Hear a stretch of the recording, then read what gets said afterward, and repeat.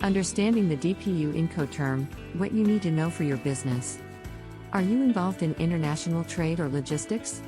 If yes, you may have heard about the rising popularity of the new Incoterm DPU.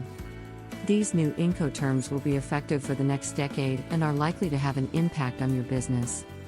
Therefore, it's crucial to understand what they entail and how they will change your business operations. The DPU Incoterm, Delivery at Place Unloaded explained. One of the significant changes in the new Incoterms is the introduction of DPU, which stands for Delivered at Place Unloaded. This Incoterm specifies that the seller is responsible for delivering the goods to a designated place, and the buyer bears the cost and risk of transporting the goods from that place to their final destination. While you can still use contracts that refer to DAP, Delivered at Terminal, or DAP, Delivered at Place, Incoterms for now, it's highly recommended that you switch to the new DPU Incoterm for all new contracts with customers and suppliers from 2020 onwards. You should also use the name of the Incoterm in combination with the term, such as DPU Destination Warehouse.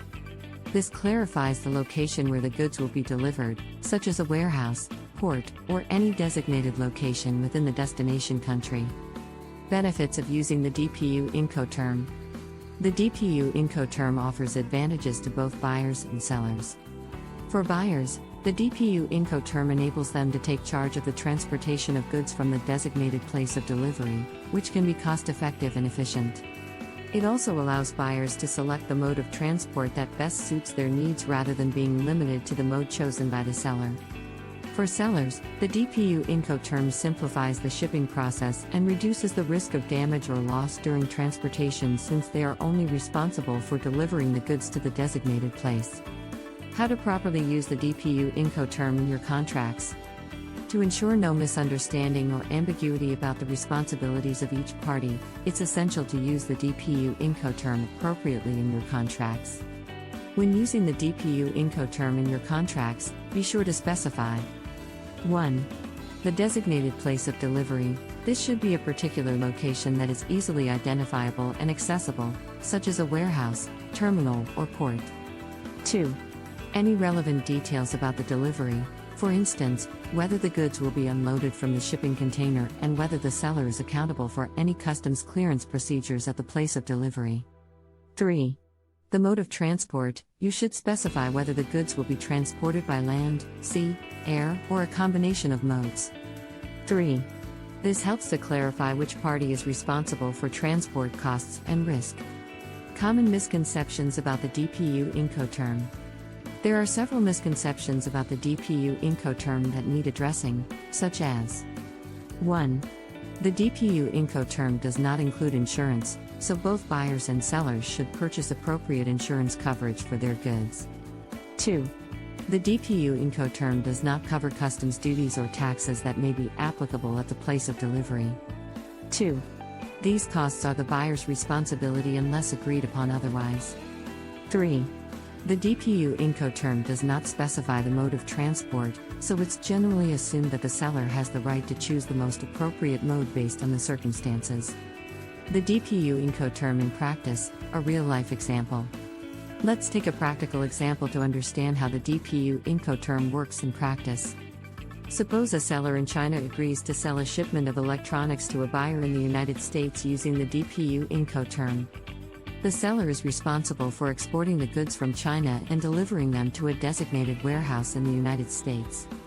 The buyer is responsible for paying the cost of transporting the goods from the warehouse to their final destination, as well as any customs duties or taxes that may be applicable. After the goods have been delivered to the warehouse in the United States, the buyer arranges for a transportation company to pick up the goods and transport them to their final destination, which is a distribution center in the Midwest. The buyer pays the transportation company for the cost of transporting the goods from the warehouse to the distribution center, as well as any fees for using the warehouse as a transshipment point. In this example, the seller has fulfilled their responsibilities under the DPU Incoterm by delivering the goods to the designated warehouse in the United States, and the buyer has fulfilled their responsibilities by paying for the cost and risk of transporting the goods from the warehouse to their final destination. The responsibilities of the buyer and seller. Under the DPU Incoterm, the seller is responsible for delivering the goods to a designated place, while the buyer is responsible for the cost and risk of transporting the goods from that place to their final destination.